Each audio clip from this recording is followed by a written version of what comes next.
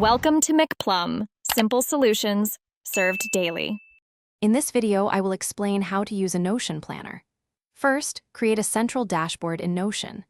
This acts as your home base, offering quick access to all your planning tools. Next, set up a master task database to capture every single to-do. Then, integrate a calendar view to visualize your schedule, appointments, and deadlines across 7 days.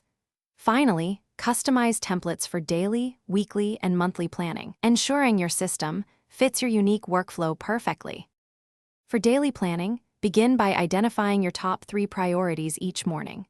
This helps you focus your energy on what truly matters. Then, allocate specific time blocks, perhaps 90 minutes, for focused work sessions to tackle these tasks without distraction. On a weekly basis, conduct a review to plan the upcoming 7 days, setting clear goals and outlining key actions. Remember to break down larger projects into smaller, actionable steps, making them less daunting and easier to start.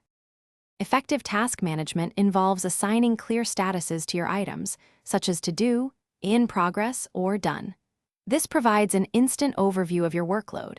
Link individual tasks to larger projects, giving you better context and helping you see the bigger picture. To track your progress visually, utilize features like progress bars or simple checkboxes. For consistent habits or routine responsibilities, set up recurring tasks so they automatically appear when needed, saving you time and effort. To ensure your Notion planner remains effective, conduct a weekly review. This is your chance to assess what worked well and identify areas for improvement over the past 7 days.